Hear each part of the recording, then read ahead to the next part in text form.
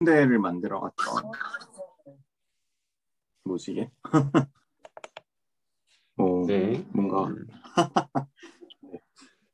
니체를 만들었던 뭔가 니체가 살아갔던 시대 그리고 그 시대가 만들어졌던 어떤 배경들 그런 거에 대해서 좀 전달을 하고 싶었고 그리고 니체가 왜 중요한지 그리고 현대를 만들어갔던 제가 생각하는 세 명의 철학자들에 대해서 좀 얘기를 하고 싶었고요. 그리고 니체의 생애랑 그리고 미리 보는 결론 이런 얘기를 했습니다. 네, 미리 보는 결론은 이거였어요. 네, 일단은 니체 철학에서 제가 항상 제 어떤 삶에서 가장 중요한 니체의 영향은 가장 고전적인 것이 가장 현재적이다. 이 어떤 이게 저한테 되게 많이 남아있어가지고 뭘 할 때마다 되게 뭔가 그거의 기원이 뭔가 그거를 계속 찾게 되는 것 같아요. 그런 계보학적 사고 그게 어떤 니체가 남긴 저한테 가장 큰 어떤 유산이고 그리고 그런 그 뭐 니체가 얘기했던 관념론에 대한 비판 뭐 관념론이라는 거는 사실 현대에도 많이 붕괴됐다고 생각을 하지만 사실은 우리가 되게 혼재해서 쓰잖아요. 뭐 마음과 몸을 뭐 분리한다든가 이성과 감성을 나눈다든가 그런 것들을 조금 더 자기적으로라도 제가 좀 더 이제 니체 철학에 가깝게 사고를 하려고 많이 노력을 하는 것 같아요. 그러면 이런 결론이 나오기 위해서 니체는 어떤 도구들을 썼는가 이런 것들을 하나씩 같이 공유를 해보고 싶어서 준비를 했습니다. 일단은 첫 번째는 위버맨시라는 뭐 초인이라고 하죠. 라는 개념인데 참 이 초인이라는 말 때문에 이게 많이 이제 오해를 받는 개념이기도 하죠. 근데 지난 시간에 이제 공유를 했던 것처럼 뭐 초인이라는 거는 막 엄청나게 막 막 엄청난 뭐 지능을 가졌다든가 엄청난 육체를 가졌다든가 뭐 그런 사람이 아닙니다. 결국은 위버맨시라는 사람들은 뭐 뒤에 보면은 뭐 아모르 파티에서도 다시 나오겠지만 결국은 지긋지긋한 거를 결국은 참고 견디는 사람을 얘기를 하는 거죠. 그리고 뭔가 굉장히 편리한 길을 놔두고서도 그 편리한 길을 찾지 않고 실제, 그러니까 정말 그 고통스러운 현실을 그대로 견디려고 하는 의지로 충만한 사람을 초인이라고 합니다. 그래서 여기 나오는 그 문구들은 제가 뭐 정리한 것도 있고 이게 사실 제가 레퍼런스를 되게 여러 군데에서 따오고 그 니체 원문에서도 따오고 이런 것들을 막 혼자 썼어요. 저기 뭐 관련된 것들은 다 썼는데 뭐 나중에 준비할 때는 좀 레퍼런스 체크를 해가지고 좀 그런 주석을 좀 달아놓겠습니다. 초인과 관련해서 니체가 얘기했던 거는 그러니까 초인은 결국은 많은 진리를 견뎌낼 정신을 가진 사람이에요. 그러니까 굉장히 그 시대의 그런 어떤 도그마 같은 거를 받아들이고 그거를 그냥 체화시키면 사실 살아가는 게 되게 편하잖아요. 선이 있고 악이 있고 그리고 뭐 예를 들면은 뭐 선생님 말씀 들으면 그게 선이고 뭐 그런 식으로 살아가면 굉장히 편한 인생인데 그거를 굳이 파고드는 사람인 거예요. 그렇게 해서 그 진리를 견뎌낼 그럴 자신이 있는 사람을 초인이라고 합니다. 그리고 이 당시에 있어서 그 어떤 진리를 견뎌낸다는 것은 무엇이냐? 신의 죽음을 견뎌내는 거죠. 그래서 신이 부여해준 질서에서 벗어나서 자기의 어떤 가치를 따르고 사는 거. 그게 굉장한 용기를 필요로 한다는 거죠. 근데 이게 참 저도 이제 그 켈빈님이 특히 이 부분에 대해서 많이 공감을 하실 것 같은데 이게 되게 불교 철학하고 되게 비슷하거든요. 네, 그 며칠 전에 제가 불교 철학 관련해서 본 거 중에 좀 인상적인 게 있었는데 이거였습니다.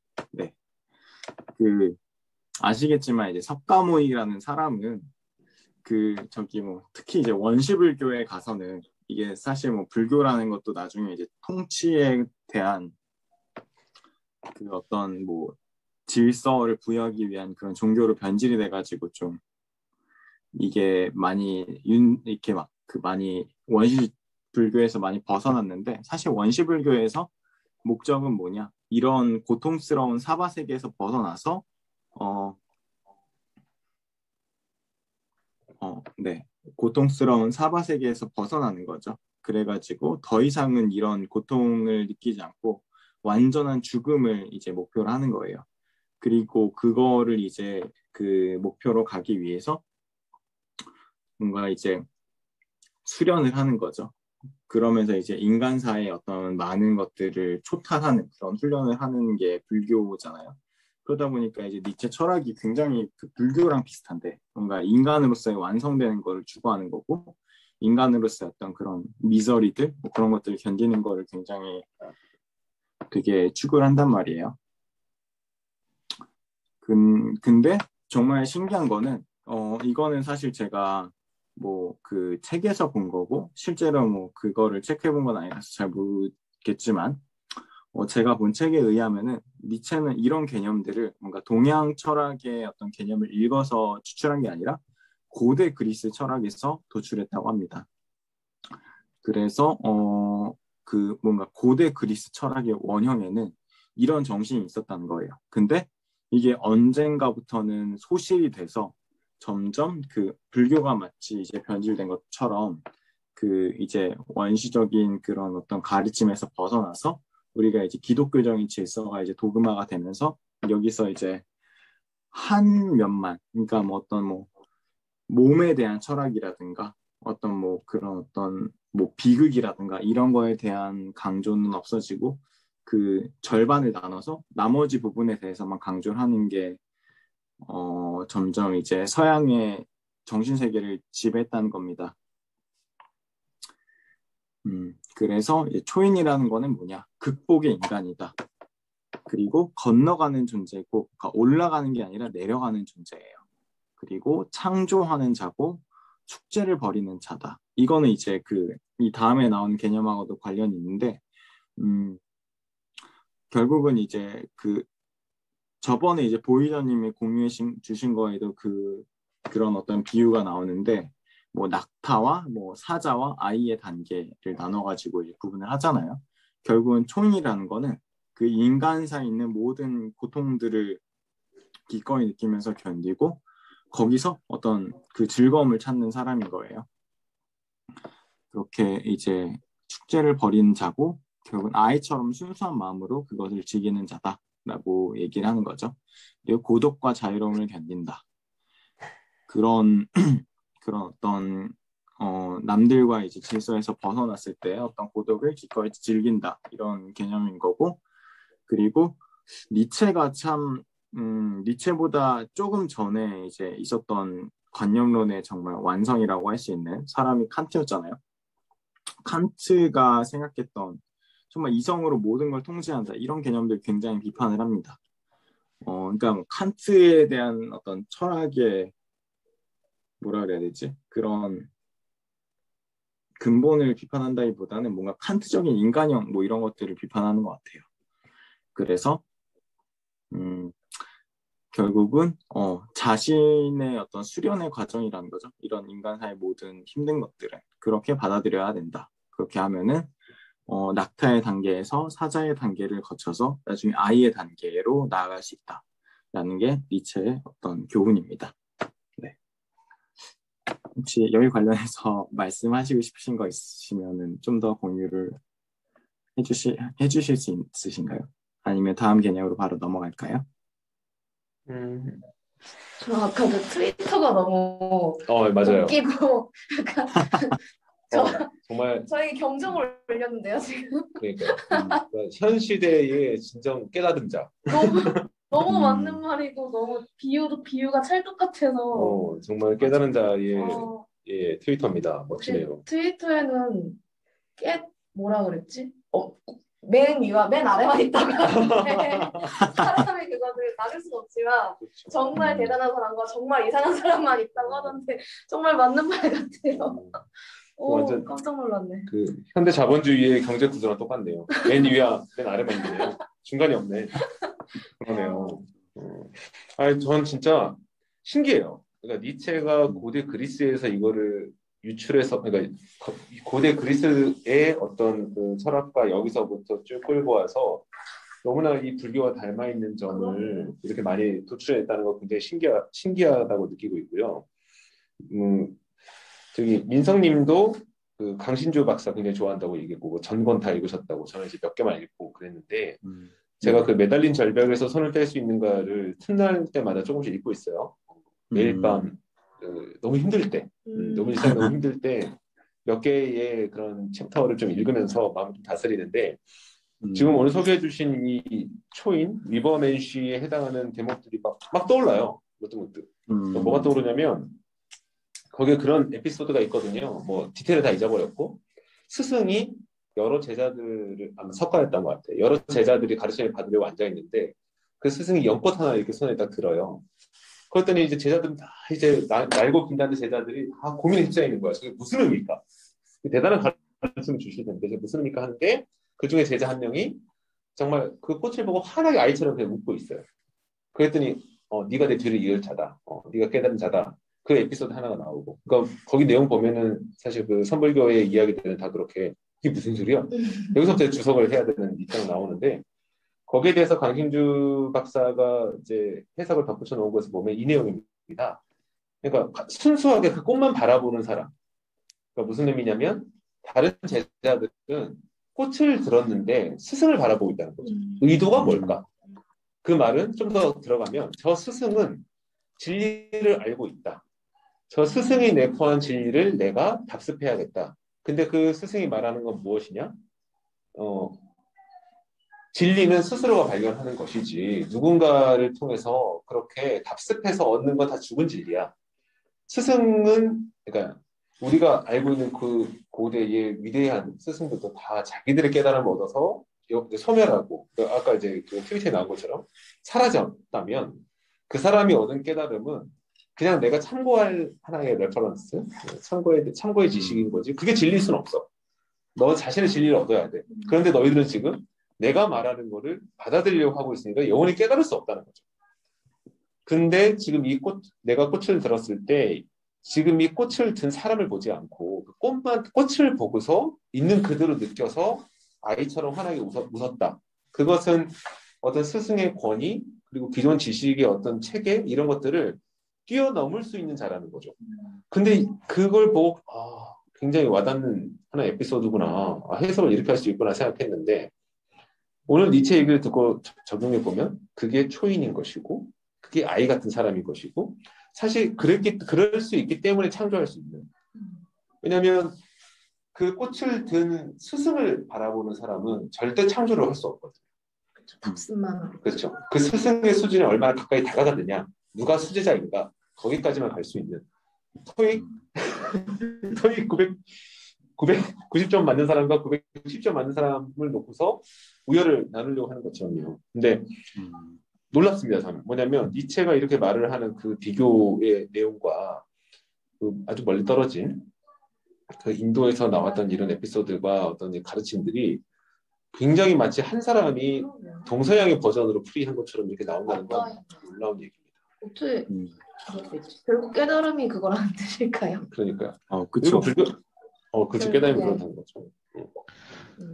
지금 얘기하신 거 중에 동서양 얘기 계속 나오잖아요. 네네. 근데 니체가 동양의 영향을 받지 않았다고 그랬는데 그거에 대해서 좀 반론을 제기하면 네. 이미 그 칸트 시대 때까지는 동양의 영향을 받지 않은 게 맞는데 그 쇼펜하우어가 그 다음에 동양 철학을 활용을 해서 서양에 이미 동양 철학이 하나의 이슈가 됐고 그 이후에 나온 게 니체거든요. 그래서 영향을 받지 않았다고 무조건 얘기할 수 없다. 그렇죠. 저도 이 그 부분 입장입니다. 때문에 제가 레퍼런스 체크를 안 했다고 말씀을 드린 건데 확실하지 않은데 제가 이 뭔가 2차 저작을 읽다 보니까 그렇게 나오더라고요. 그래갖고 사실 조금 의심이 들더라고요. 이게 과연 진짜 가능한 건가? 이렇게 사상적으로 비슷한데 사실 불교 관련해서 우리가 많이 그 받아들이는 그러니까 되게 유명한 구절 중에 하나가 천상천하 유아독존이잖아요. 그렇죠. 그러니까 내 위에 있는 것도 그렇고 내 아래에 있는 것도 아니고 나 자신에서 깨달음을 얻어야 된다. 그러니까 결국은 뭘 이렇게 막 배우고 뭐 이렇게 뭐 쓰고 외워가지고 되는 게 아니라 결국은 나의 어떤 싱귤러리티에서 진리가 유래한다. 뭐 이런 의미를 가진 거라고 해석을 하는데 결국은 여기서 말하는 초인도 그런 개념이 아닐까라는 생각을 합니다. 그렇습니다.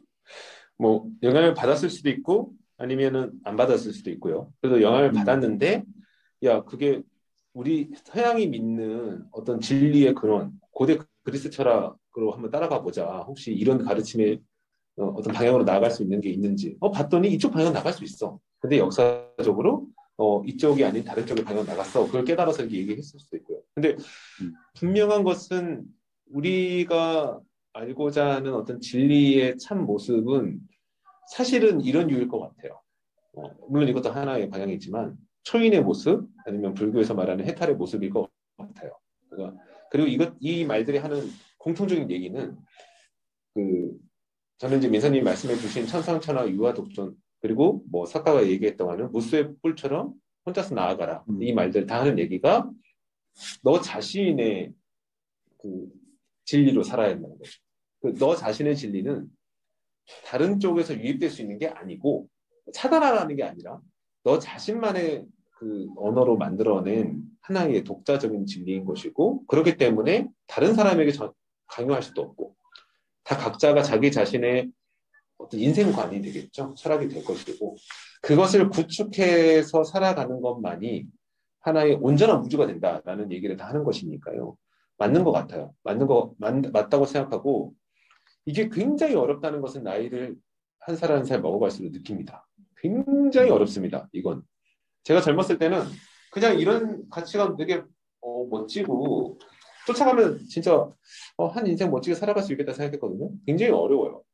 제가 왕왕 말씀을 드리는 얘기 중에 하나가 아이들 키울 때 보면 결국 저는 아이로 태어난 아이를 자꾸 낙타로 만드는 과정이에요. 아이를 키운다는 것은 소위 말해 이제 가정교육을 한다는 것은 뭐 제가 엄하게 가정교육을 하지 않지만 규칙이 있고 틀이 있고 맞춰야 되는 걸로 가죠. 그리고 정말 아이를 양육하다 보면 아이의 그런 무한한 창의성과 그 선을 넘나드는 어떤 그런 것들을 유도를 해주기는커녕 저는 그렇게 할 수 있을 거라 생각했는데 받아주는 것도 굉장히 버거워요, 솔직히.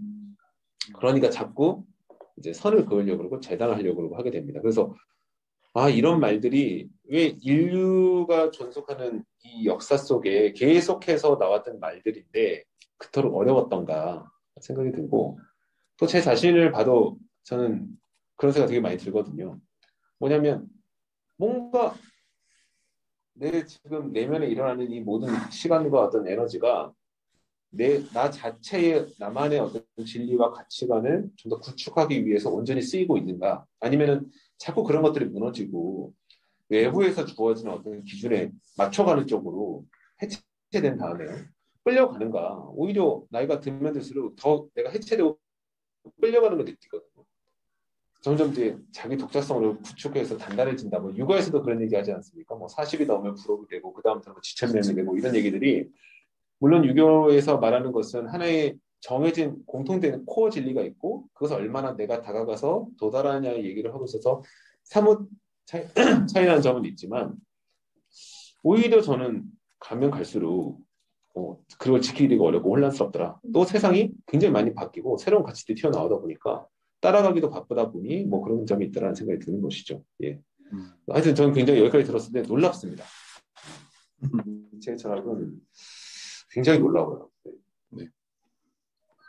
관련해서 또 제가 최근에 본 되게 재밌는 얘기는 그런 거였어요. 결국은 이제 철학자 같은 것들을 공부하고 특히 이제 뭐 박사까지 인문학을 공부하다 보면은 그러니까 결국은 이제 막 그런 게 되는 거죠. 예를 들면 니체 철학 전공자라고 하면은 니체가 가지고 있는 여러 가지 어떤 텍스트들을 굉장히 빠삭하게 알고 있고 그 니체가 뭐 얘기한 것들을 잘 알고 있는데 실제 어떤 삶은 사실은 니체를 따르는 게 아닌 거죠. 근데 어떤 철학자가 그러니까 뭐 어떤 철학자라고 말할 필요 없이 최진석이라고 혹시 아시나요? 처음 들어봤습니다. 네네. 그 서강대에서 교수를 하다가 그만두고 뭔가 이제 뭐 어떤 미래 인재를 키우겠다라고 해서 뭐 건명원이라는 거를 세웠다가 최근에는 또 새로운 어떤 시도를 하고 있다고 들었는데 아무튼 그런 사람이 있거든요. 근데 그 사람이 얘기했던 게 그런 거였거든요. 결국은 철학을 전공한 사람들이 철학자들의 어떤 텍스트를 전공하게 된다. 자기는 그런 게 싫더라. 진짜 그거를 공부를 했으면 그거를 실천하고 그거를 체화를 시키고 그리고 사회에 그 철학자가 말한 어떤 것들을 이식해주는 삶을 살아야지 그냥 정말 텍스트의 전공자가 돼서는 안 된다. 근데 저는 그걸 되게 많이 공감을 했어요. 네. 그래서 저도 되게 어설프지만 어떤 이런 니체 철학이라든가 제가 읽은 인문학적인 저서들을 삶에 되게 어설프게라도 좀 적응을 시키려고 해요. 네, 맞습니다. 최진섭 교수님이 주체성 엄청 강조하시는 분이잖아요. 그죠? 네, 맞아요.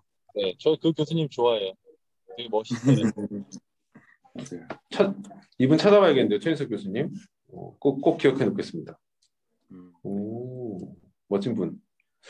이제 좀 인생, 그러니까 현재를 살아가는 동시대의 멘토들이 필요해요. 요즘 자꾸 동시대에 살아갈 수 있는 존경할 수 있는 멘토들 좀 많이 알고 그분들이 내 유튜브 채널 좀 채우고 그랬으면 좋겠다는 생각 많이 하는데 좋은 분 소개해 주셔서 감사합니다. 근데 이런 분들 되게 많죠.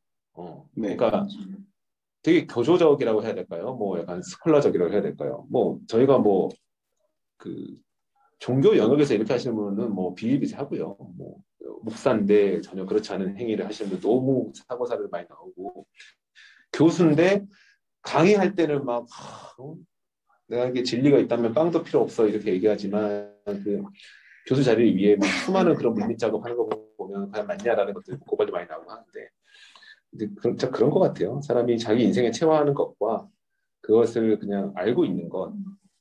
근데 제가 놀라웠던 것은 수천 년 전에 벌써 석가가 활동하던 시기에도 그 텍스트로서 굉장히 수제자로 불리는 사람과 텍스트는 약하지만 심지어 글을 쓸지도 모르고 읽을지도 모르는 사람이지만 그걸 인생 삶의 투영해서 그걸 체화된 또 사람을 나눠서 설명을 하는 걸 보면 와 이거는 굉장히 오랜 역사를 가진 거구나. 내가 그냥 머리로 이해하는 것과 몸으로 실천하는 것의 괴리가 문제가 되는 것, 또 그렇게 해서 사람이 갈라지는 것, 그거는 굉장히 오랜 역사를 가졌구나라는 생각도 했습니다.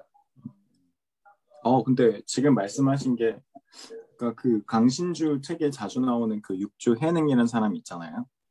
예, 맞아. 네, 그 사람이 문맹이었잖아요. 맞아요. 네, 그런 게 이제 대표적인 건 것 같아요.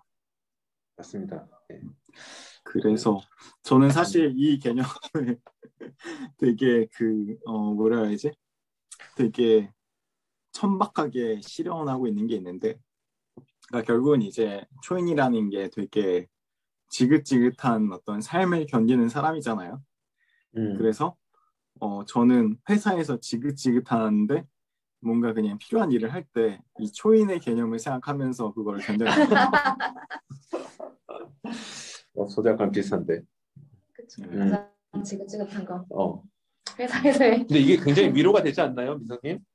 맞아요. 이거 되게 위로가 돼요. 그러니까 또 바보 같은 말 같지만 되게 위로가, 그러니까 사실 어떤 종교보다 위로가 되는 게 뭐냐면 내가 회사에서 지긋지긋한 일을 하고 있을 때 나를 진짜 힘들게 만드는 것은 그냥 이 시간을 내가 옴짝달싹 못하고 있는 이런 상태가 아니라 내 인생이 무가치성이거든요.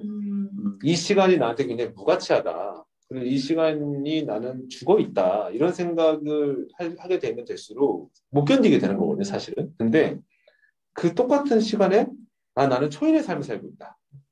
이런 것들을 묵묵히 견뎌내고 이겨내고 살아가는 것이 사실은 옳은 방향이라는 생각으로, 그러니까 상황은 바뀌는 게 아니고 내가 느끼는 것도 똑같은데, 그래서 이 흐름이 어디를 향하고 있는가, 이 흐름이 상류로 가는가 하류로 가는가인데, 이 초인의 개념 없으면 하류로 간다고 생각하게 돼요, 사람이 스스로가. 그래서 저도 굉장히 힘들 때 사실 강신주 교수의 책을 조금씩 읽는 이유가 이런 영향분을 줘요. 나 오늘 굉장히 힘든데 아니야, 힘들지만, 가족들을 생각해봐. 기쁘지 않아? 이렇게 말하는 건 위로가 안 돼요. 맞아요. 왜냐면 힘들다는 게 실체이기 때문에. 가족들을 사랑하지 않는 것도 아니고, 별개 문제죠. 그렇죠? 내가 이렇게 돈을 벌어서 내가 꾸역꾸역 감내해야 되는 어떤 그 과거에 저질러 놓은 부채들, 그거 뭐 잊을 수 있는 것도 아니에요. 근데 하지만 오늘 내가 이 시간을 이렇게 살아갔다는 것이 나한테 갖는 의미는, 그 의미는 그냥 이렇게 하는 것이 천국으로 가는 하나의 그 마치 적금 붙듯이 오늘도 내가 천국에 가까워졌어. 이렇게 믿고 넘어가야 하는 것처럼, 어떻게 보면. 하지만 제 입장에서는 이제 초인이 그렇게 되는 거고, 제가 아까 이제 말씀드릴 때 이 초인의 개념을 지긋지긋한 것을 참고 견딜 수 있는 사람이라고 말씀해 주셨잖아요. 뭐 제가 아직 전편을 다 읽지 못했지만 그 불교 경전에 그 바가바드 기타라는 책이 뭐 불교의 굉장히 그 불교 역사의 그 철학에 있어서 굉장히 핵심적인 걸 차지하는 하나의 경전인데, 바가바드 기타에 나온 내용은 이겁니다. 그 당시에도 이 불교에 대한 철학 같은 것이 굉장히 많이 그 인기를 끌고 있어서 젊은이들이 그 생업을 다 버리는 거예요. 그러니까 내가 누군가의 자식으로서의 역할도 버리고, 누군가의 남편의 역할도 버리고, 아이들의 부모 역할도 버리고, 내가 하고 있는 농부라는 역할도 버리고, 심지어는 국가의 국민의 역할도 버리고, 이게 다 버리니까 도대체 이 종교가 융성되면 융성될수록 국가의 힘이 약해지는 굉장히 이분법적 현상이 벌어지는 거죠. 그러니까 만약에 우리 회사에서 만약에 굉장히 이제 회사에 이렇게 내가 사는 것은 사실은 그 지침에 따라서 일을 하는 건 의미가 없는 거고 각자의 생각대로 살아야 돼 많이 한다 그러면 말은 좋지만 당장 돌아갔을 때 이거 해주세요로 얘기했을 때 그냥 묵묵히 그 일을 하는 게 아니라 나는 이거 아니라고 생각하는데요 하면서 만약에 제대로 돌아가지 않는다? 또 각자가 자기 생각과 자기 이야기만 한다? 소위 말해서 민주주의는 인류 역사를 망친다라고 하면서 내세우는 그 주장의 근거들이 돌아갈 수도 있는 거지 않습니까? 근데 바가바드 기타 내용은 그것이더라고요. 실제 그런 삶을 추구하더라도 내게 주어진 역할을 묵묵히 수행하는 것이 사실은 참된 깨달음으로 가는 길이다.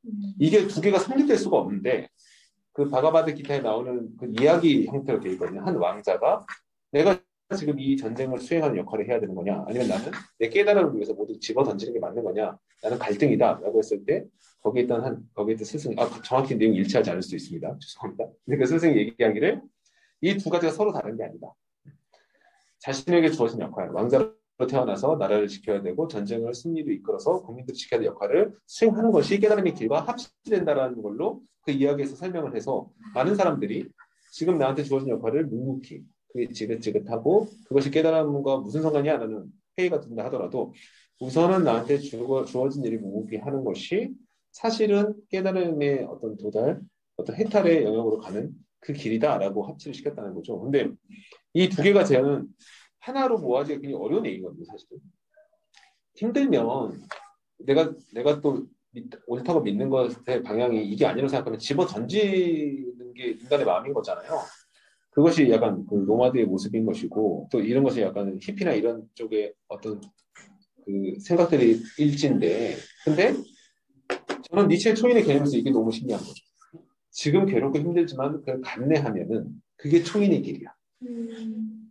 네가 가지고 있는 역할을 묵묵히 하는 것이 해탈의 길이야.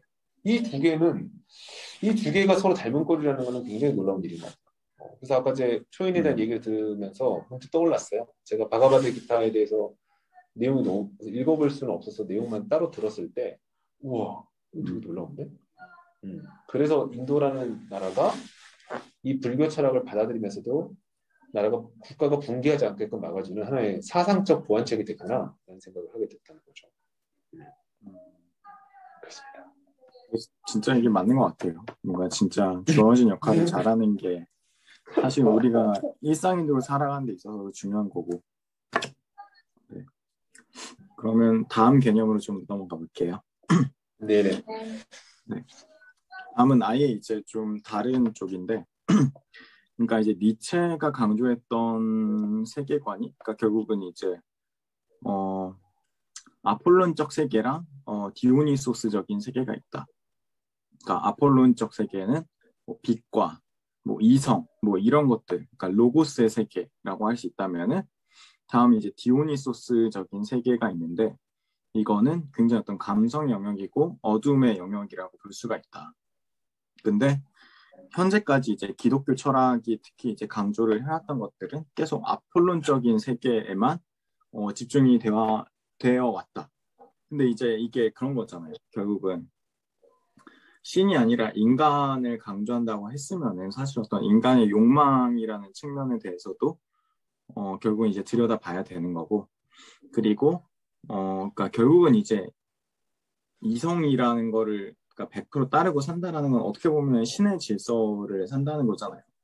근데 그게 사실은 현실적으로는 불가능한 거고, 뭐 보면은 이제 자라투스트라 보면은 자라투스트라가 막 엄청 막 멋있고 막 대단한 사람이 아니잖아요.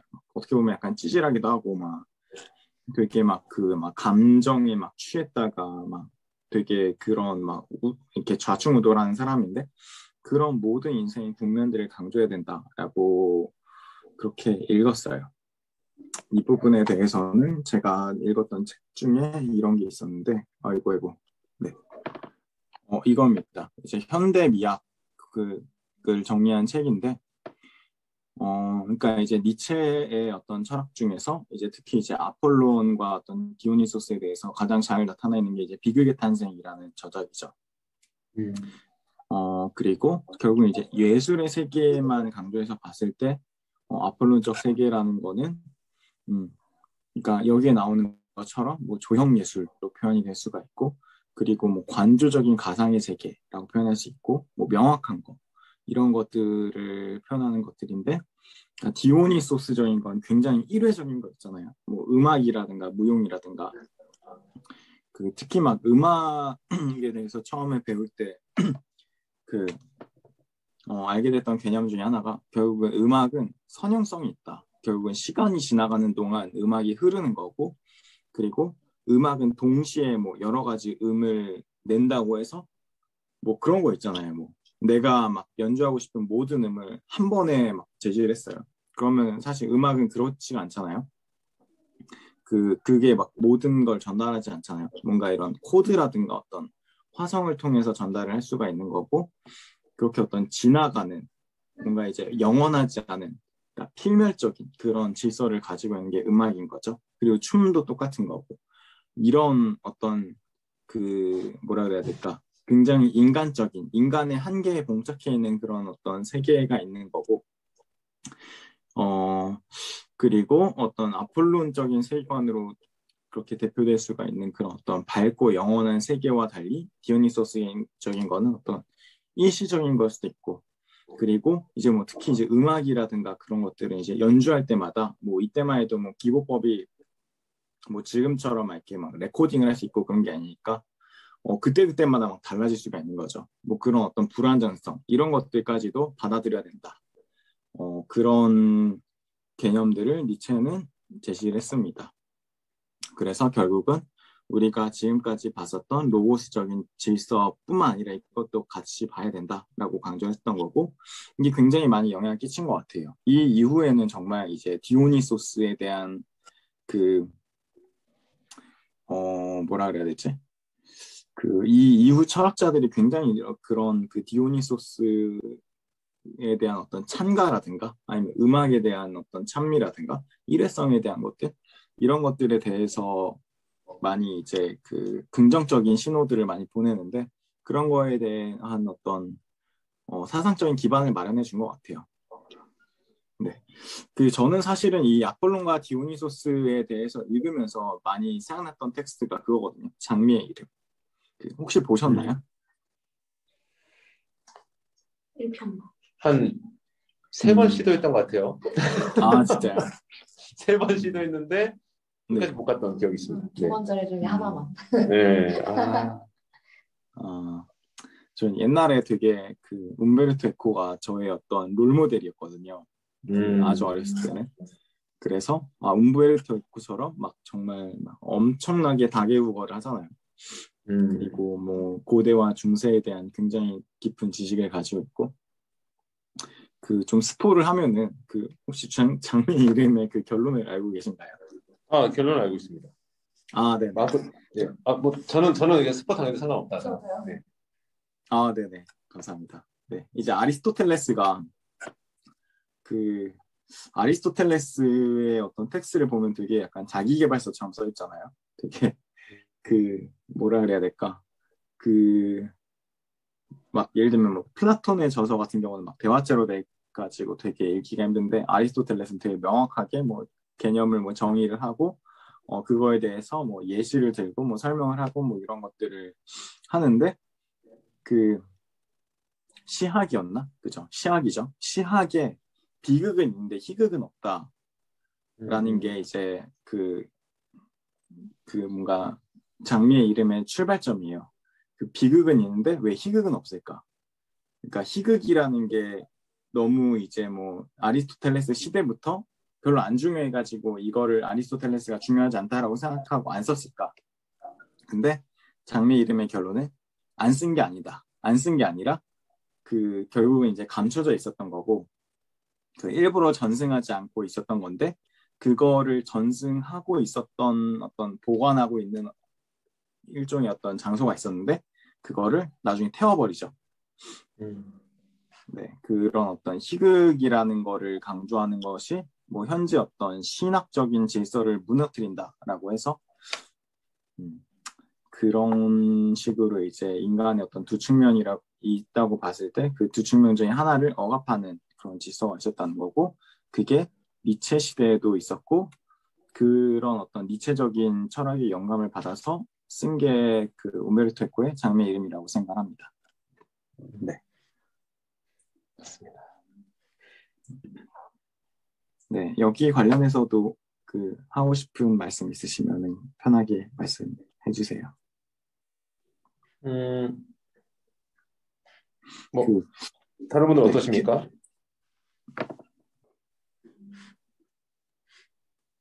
켈빈님은 비극의 탄생 네. 읽었다고 하셨죠? 예, 읽었습니다. 느낌이 그쵸? 어땠어요? 제가 비극의 탄생 처음 읽었을 때의 첫 번째 느낌은 그 인류의 역사라고 하는 것이 하나의 방향을 취사 선택해서 그쪽을 강요하는 걸로 짜여져 있을 수 있구나. 첫 번째 그거였었어요. 그러니까 우리가 생각하는 어떤 진리라고 하는 것은 전체를 아우를 수 있는 어떤 통사적이고 총체적인 것이어야 한다고 생각하고 있고 또 그렇게 만들어졌다라고 저는 생각하는데 어떤 의도에 따라서 한쪽 방향으로 편향되어 있을 수 있겠구나. 그리고 이제 아무래도 저희가 받아들이는 어떤 철학이나 아니면 가치관의 친숙성은 동양보다 서양이 더 가깝잖아요. 저는 네. 그렇거든요. 이게 되게 아이러니한데 동양에 살면서 그렇다는 것이. 근데 그것이 굉장히 한쪽으로 치우쳐질 수 있겠구나. 특히 그 중세 시대의 어떤 그런 암흑기, 철학의 어떤 암흑기, 지식의 암흑기라고 말하는 것이 그냥 그 당시에 어떤 새로운 기술 같은 게 막 발견되지 않아서 그런 것이 아니라 사상적으로 이렇게 억압해서 만들어질 수 있겠구나. 그러니까 우리가 이상이라고 생각하는 것만 가치를 부여하고 현실적인 것 그리고 아까 말씀해 주셨던 것처럼 그냥 이례적인 것 이런 것들에 대해서는 가치를 절하하고 그 즐거움을 느끼고 거기에 어떤 매력을 느끼고 끌리고 하는 것들을 죄악시하고 이런 것들이 딱 짜여져 있다 보면은 그런 것들을 발견할 수 없게 되는 거죠. 또 현대 과학 지식의 기본적인 가장 큰 철학적인 저는 기반은 어떤 사실을 통해서 증명해낼 수 있는 것, 현실로 측정 가능한 것 이런 것들이지 않습니까? 근데 그런 것들 중세시대에 갖다 놓으면 사실 다 그런 무가치한, 그런 위험한, 그런 마녀 같은 이렇게 치부될 것 같다는 생각이 드는 거예요. 그래서 비극의 탄생을 읽고 제가 생각했던 것은 한쪽으로 치우쳐질 수 있음. 그리고 그 치우쳐서 만들어낸 세계관 안에 그 틀 안에서 내가 존재하면 그게 전부인 걸로 보이는. 그래서 그 벽을 깨고 나가기 어려운 그런 생각을 했었죠. 그리고 움베르토 에코의 장미의 이름으로는 시도를 하다가 자꾸 실패했는데 사실은 왜 세 번이나 시도를 했냐가 더 중요한 미닝인 것 같아요. 실패를 했다는 것보다는. 네. 근데 이 결론을 미리 듣고서 저는 굉장히 전율이 있었죠. 정말 이거는 천재적이다. 그러니까 이렇게 생각하게 되게 이것은 역사를 꿰뚫고 지식의 계보를 꿰뚫고 그리고 어떤 이야기 스토리텔링까지 능한 사람이 쓸 수 있는 정말 위대한 작품이겠다. 딱 이 내용만 듣고요. 단순히 우리가 어떤 이야기를 만들어낸다고 했을 때 제가 작가들을 보면은 자기가 다룰 수 있는 크기의 세계를 먼저 설정을 하고 이야기를 만드는 게 중요하다고 생각합니다. 그게 너무 크면은 오히려 망치기가 쉬워요. 근데 어떤 하나의 세계를 만들어내는 작가들은 그 세계를 제가 이제 어떤 작품에 대해서 더 능력을 갖추면 갖출수록 그 세계를 넓히고 싶어 하거든요. 시간적으로나 공간적으로나. 하지만 그걸 감당할 수 없어서 결국은 소위 맥 빠지는 경우가 발생하죠. 제가 이제 봉준호 감독 되게 좋아하는 이유가 봉준호 감독은 최고작을 만약에 기생충이라고 한다면 그 기생충을 만드는 그 과정이에요. 기생충을 만들기 전에 플란다스 계에서도 시작을 해서 마더나 아니면 살인의 추억 같은 작품을 만들었는데 그 다음에 옥자라든지 아니면 살국열차 같은 작품으로 튀어나갑니다. 근데 전 봉준호 감독 어느 인터뷰에서 한 얘기 들었어요. 해보니까 많은 자금이 들어오고 글로벌 프로젝트를 해보고 영화를 몇 번 만들고 나서 보니까 나는 요 기생충 정도 사이즈의 영화가 나가 딱 좋더라. 그랬더니 엄청난 성공을 거두지 않습니까? 근데 그런 것처럼 그 욕망과 현실 사이에 그 자각을 하는 것도 되게 중요하고요. 근데 움베르토 에코의 이 장미의 이름으로는 이 사이즈가 와. 근데 이걸 또 완전히 자기가 소화해냈다는 거 아닙니까? 정말 그럼 위대한 사람인 거죠. 그러니까 이 사람이 다룰 수 있는 크기가 또 역으로 말하면 이 사람이 가지고 있는 역량과 능력과 어떤 그 안에 끌어오르는 컨텐츠의 그 크기를 담아내려면 이 정도 그릇이 필요해요.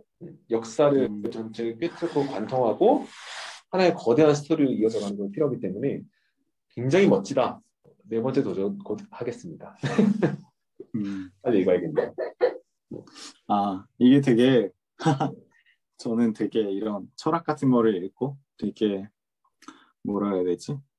정말 별볼 없는 결론을 많이 짓는 편인데 이걸 읽고 제가 지었던 별볼 없는 결론은 그러니까 그런 것 같아요. 결국은 거버넌스적인 측면인데 그러니까 결국은 이런 니체가 나오게 된 배경은 결국은 한쪽을 계속 억압했기 때문이잖아요.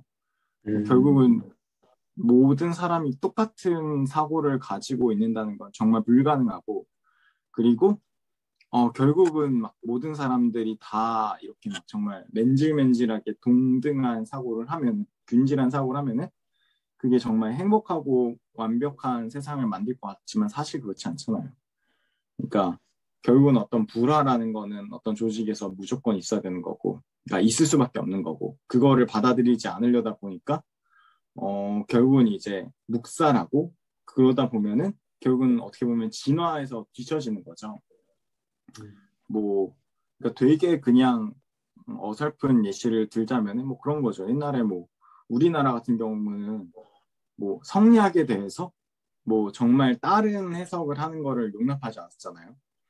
그리고 사실은 우리나라에만 있는 일이 아니었던 게 서양은 우리보다도 훨씬 교조적으로 성경에 대한 이상한 해석을 한다. 그러면 막 잡아 죽이고 막 그랬잖아요. 그런 어떤 시대들이 결국은 나중에 따지고 보면 다 암흑기였다는 거죠. 우리는 하나에 대한 일치를 가지고 그리고 그 반대 측면에 대해서 모든 것들을 다 억압하고 모든 사람들이 거기에서 동의를 하면은 그게 굉장히 아름답고 밝은 세상을 만들 것 같지만 그렇지 않더라. 그러면 결국은 이제 제가 이제 생활에서 받아들이는 아폴론적인 세계와 디오니소스적인 세계의 교훈은 결국은 불안은 필연적이다. 이거를 받아들이지 않으면 도태한다. 그리고 그런 거 있잖아요. 특히 이제 학창 시절에는 공부 같은 거 하면은 되게 지금보다는 효율적으로 했던 것 같은데 막 지금은 세상에 재밌는 게 너무 많잖아요. 그래서 책 읽으려고 하면은 갑자기 막 생각나서 딴짓도 하고 그냥 막 유튜브 같은 거 보고 이런 데 시간을 많이 뺏기는데 그런 거에 대해서 되게 오랫동안 막 죄책감이 있었잖아요. 우리가 이게 학창 시절에 받아들여진 어떤 사고가 지금까지도 지배를 하는 건데 제 생각은 그런 거예요. 그럴 필요 없다. 왜냐면 그거조차도 나다. 결국은 내가 독서 시간을 2시간 잡으면 나는 책 읽는 건 30분 하고 딴 거는 1시간 반을 해야지 독서 시간 2시간을 쓸 수 있는 사람이다. 그런 거를 인정하자. 라는 그런 생각을 했습니다.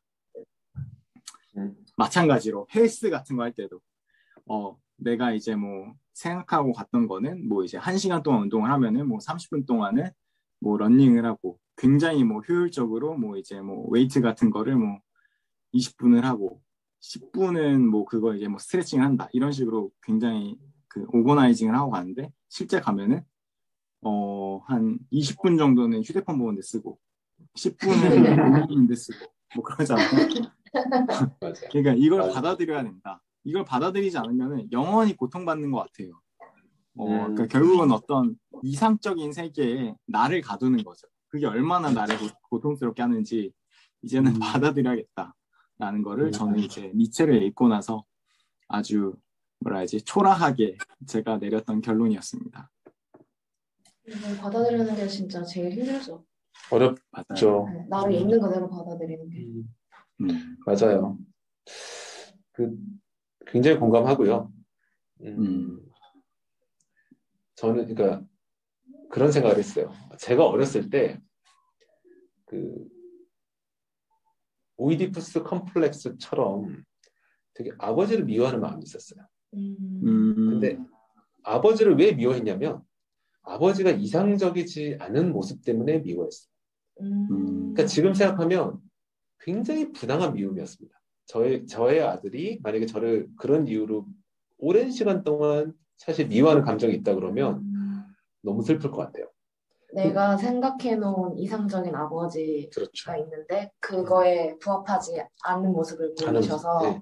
근데 가족이다 보니까 그 모습을 목격하게 되고 그쵸, 그게 반복되고 굉장히 실망스럽고 근데 그걸 그러니까 아버지란 존재는 그런 모습까지도 사실 가지고 있는 대상이다라고 받아들이고 타협을 했었어야 되는데 방금 민성님 말씀 주신 것처럼 이상적인 세계에 갇혀 있었던 거죠.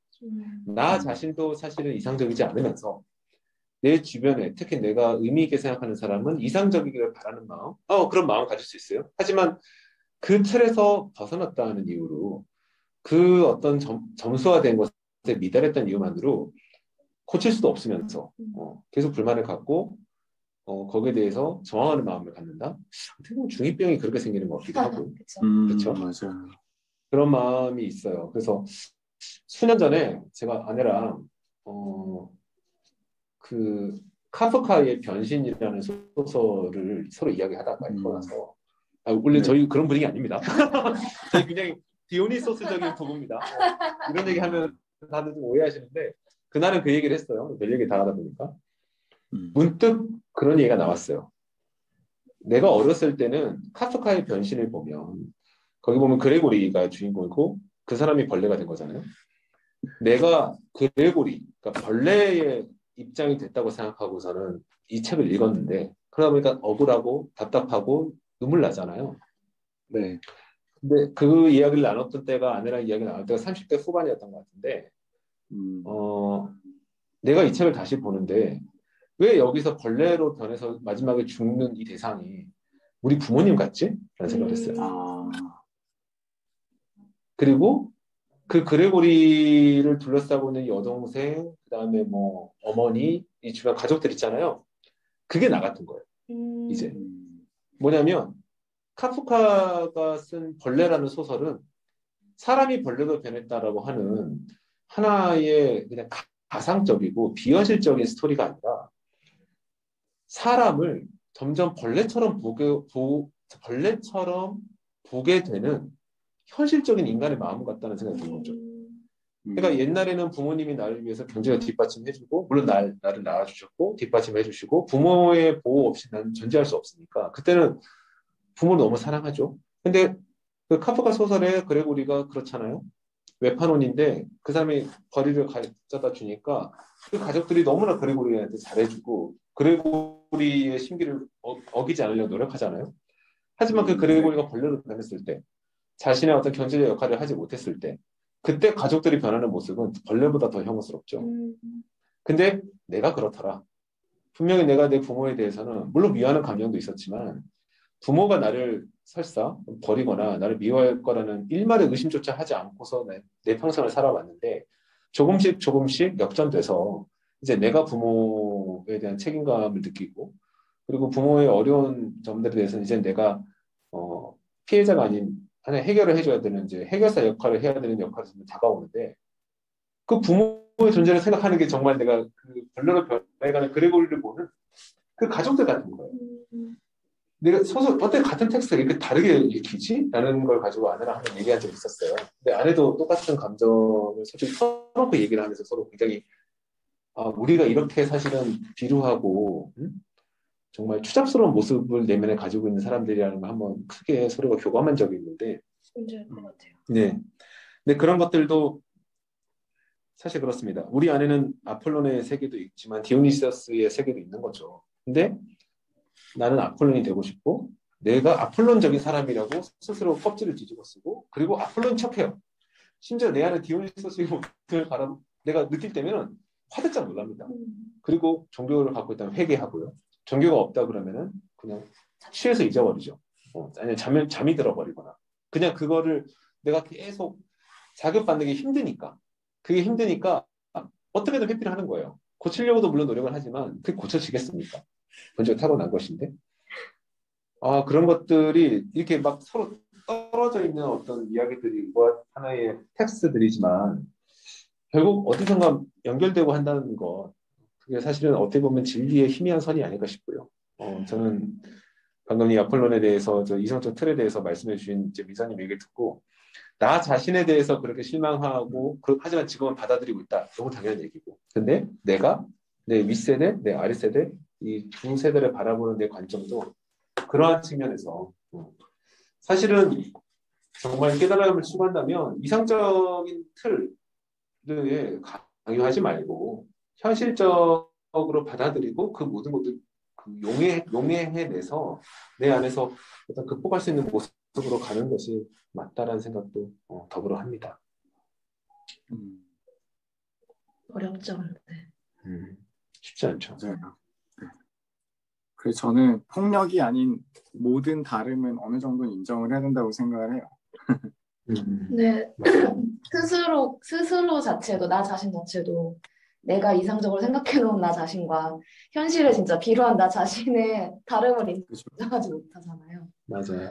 거기서부터 약간 뭔가 스트레스가 시작되는 것 같아요.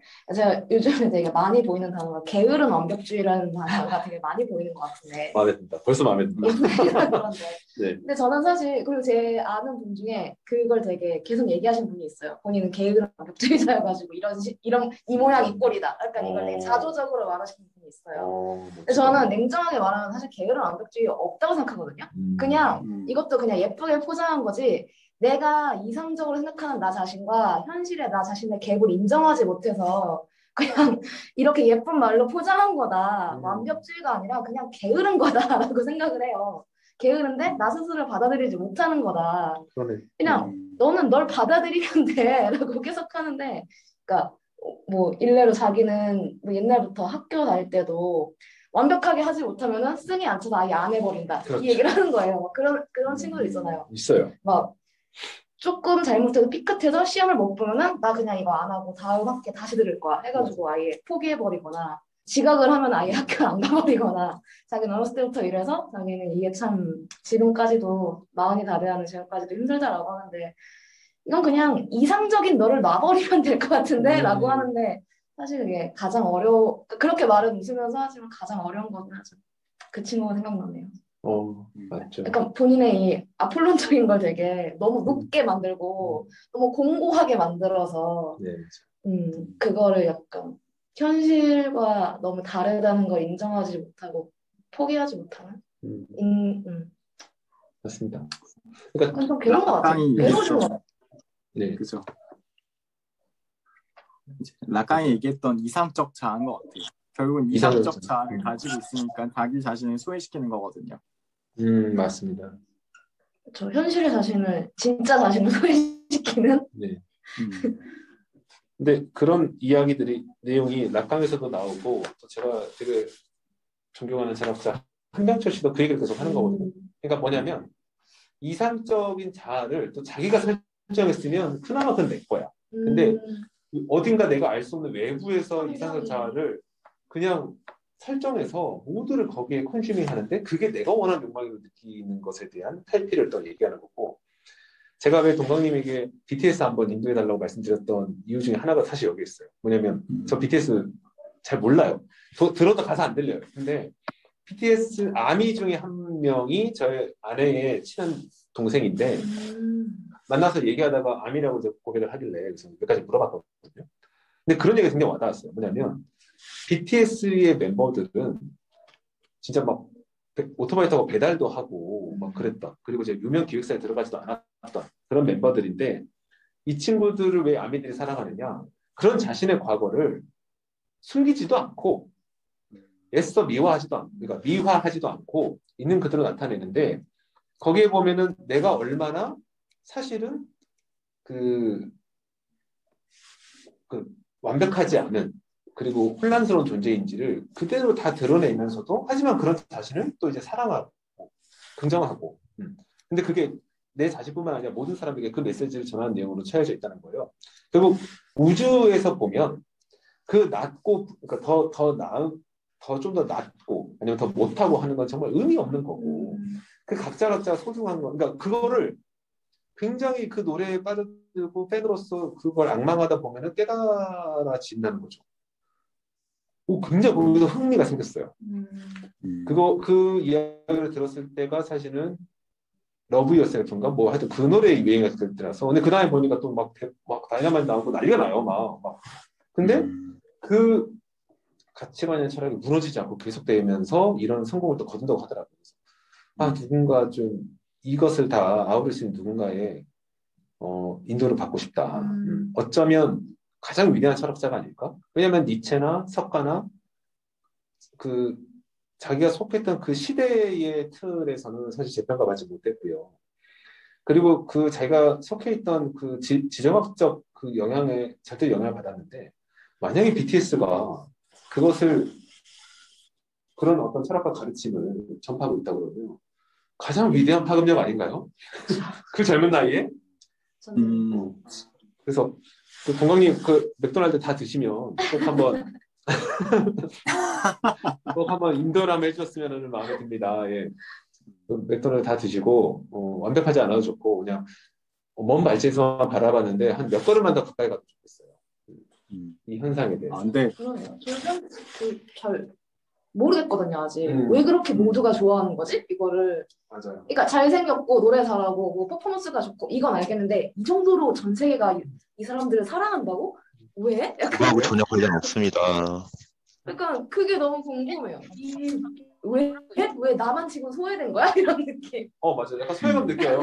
약간 나 빼고 모두가 알고 있는 거야? 이런 느낌. 뭐 어떻게 된 거야? 아니 다들 말없이 엄지손가락을 올리는데 뭐지 나는?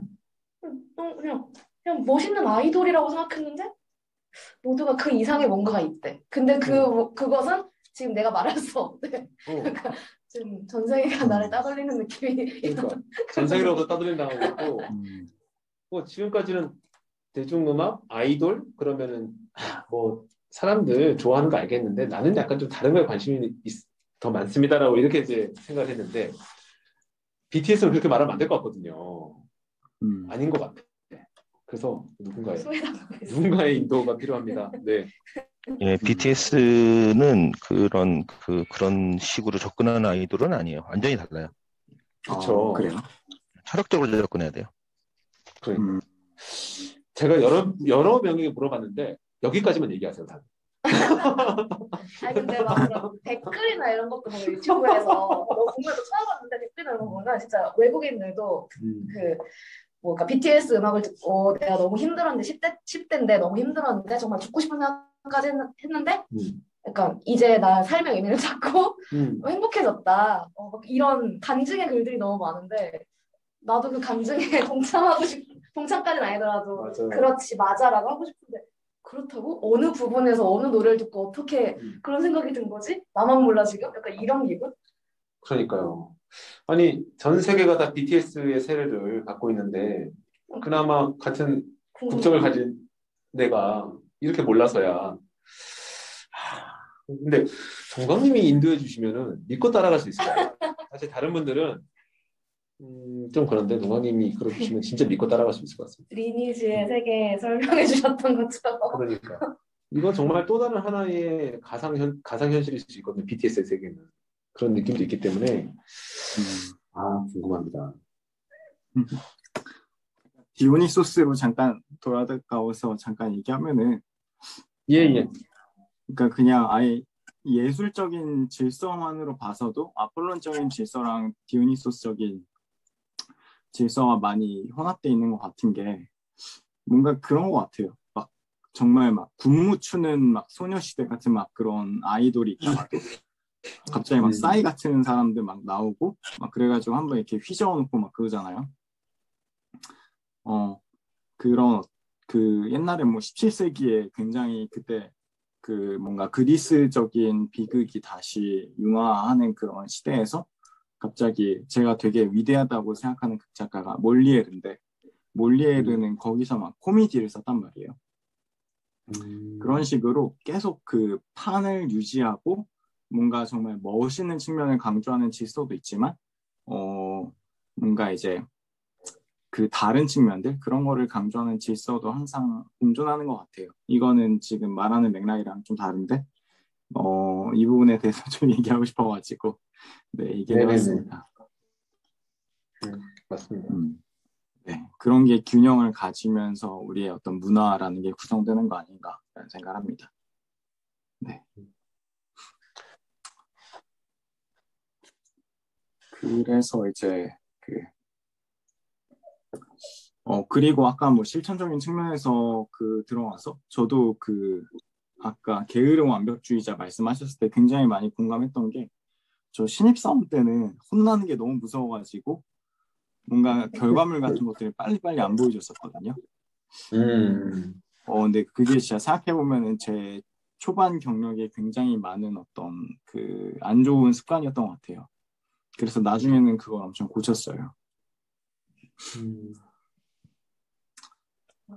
결국은 나는 별거 아니구나. 나는 진짜 못하는 사람이니까 빨리빨리 피드백을 받아야지. 그래야지 조금이라도 좀 더 완성된 걸 만들 수가 있다. 이거를 인정하는 순간에 좀 마음의 평화가 오더라고요.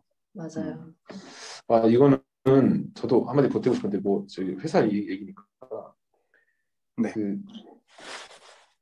한국 방식 말고 외국 방식, 미국 방식 그리고 소위 말해 실리콘밸리의 방식으로 일하는 것들 당연히 모르지만 거기 가서 일한 거 아니니까 몇 가지 얘기 들었을 때 제가 되게 깜짝 놀랐던 건 그 정도로 높은 연봉과 그 정도로 훌륭한 스펙을 가진 사람들이 일하는 방식은 그냥 굉장히 채팅이에요.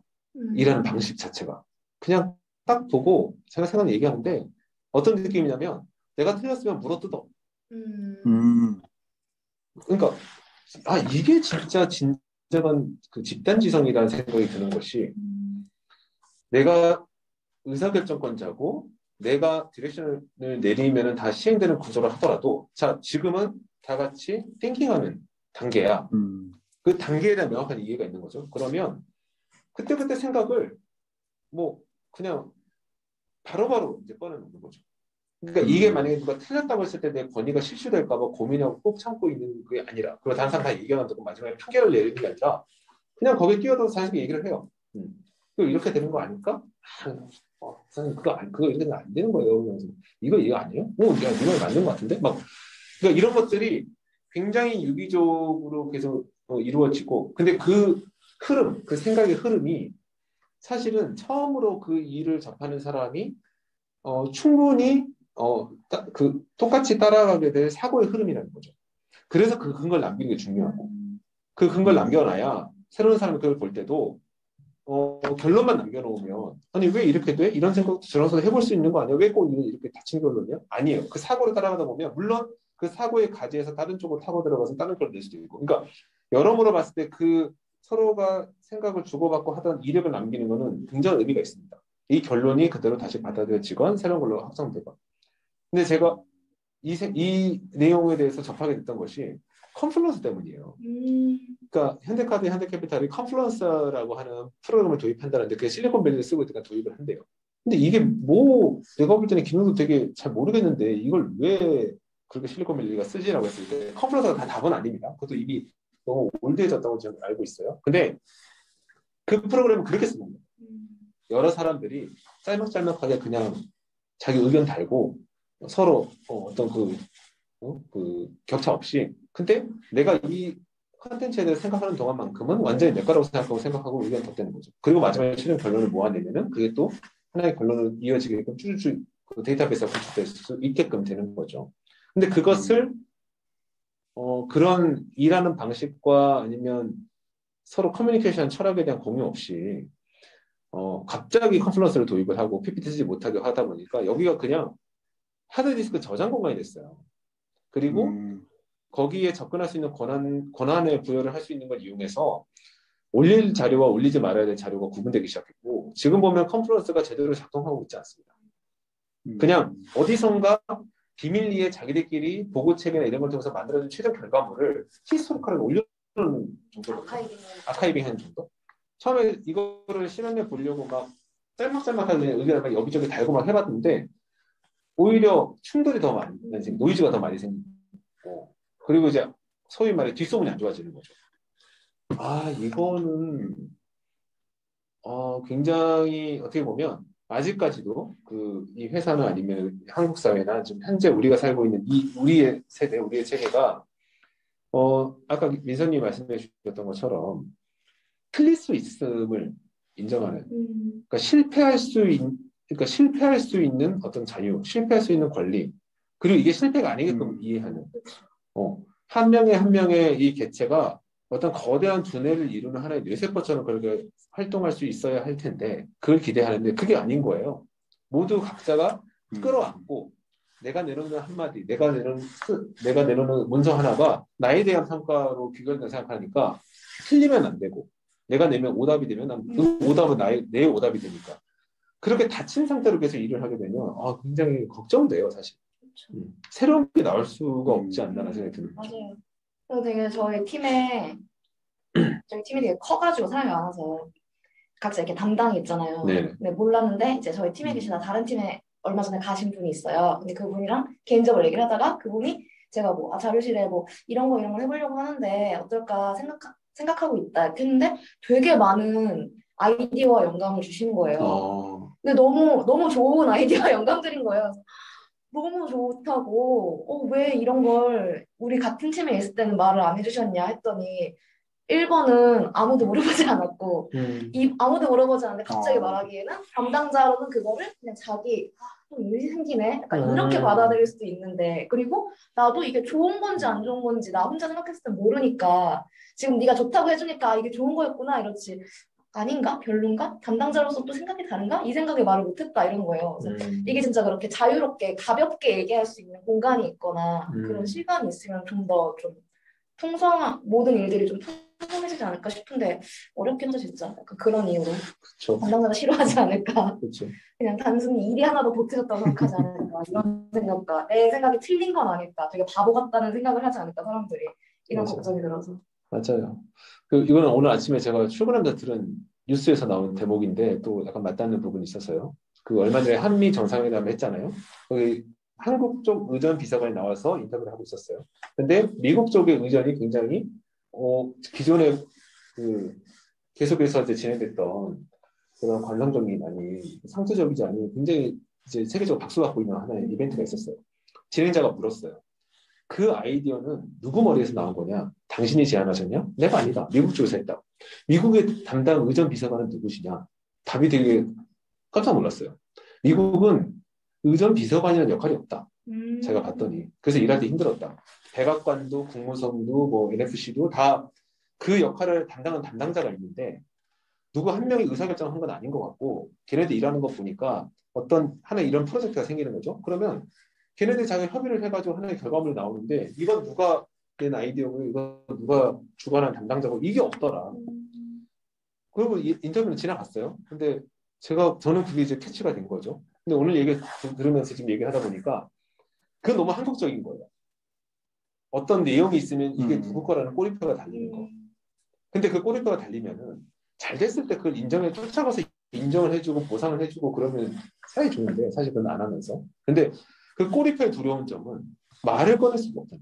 내용을 꺼낼 수가 없어요. 왜냐면 꼬리표가 따라다니니까. 저도 되게 많이 생각해요. 왜냐면은 이거 내가 생각했을 때 진짜 좋은 아이디어야. 이거 하면은 진짜 잘 될 것 같아. 근데 이거 말하면 그럼 네가 해봐라고 말할 거야. 맞아요. 근데 차라리 네가 해봐까지는 용서할 수 있어. 근데 내가 얘기할 건데 그때 누가 일을 막 떠맡아. 야, 그 좋다. 야, 이거 맞아요. 이게 더 싫어. 그 미안함 때문에 말을 못해요. 근데 이게 굉장히 회사에 비일비재해요. 그래서 어떤 일을 할 때 메일을 한번 쓸 때 나중에 메신저가 와요. 저랑 얘기하셨어요? 협의하셨어요? 막. 갑자기 왜 메일을 그렇게 쓰시면 어떻게 막. 물론 제가 잘못한 것도 있지만 우리가 생각할 때 가장 이상적으로 협업하는 모습이 뭘까?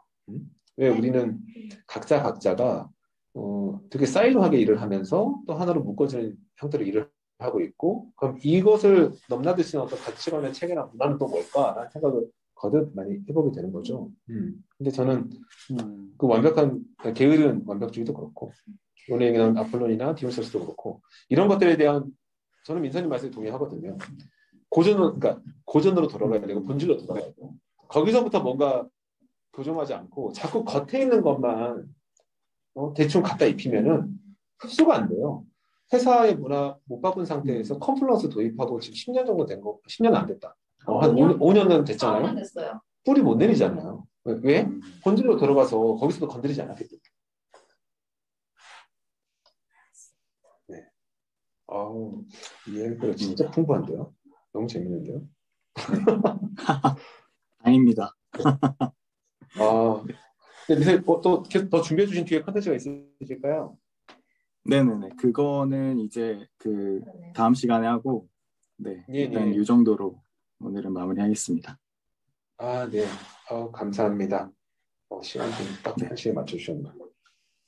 네, 감사합니다. 오늘 정말 즐겁고 유익한 시간이었습니다. 네.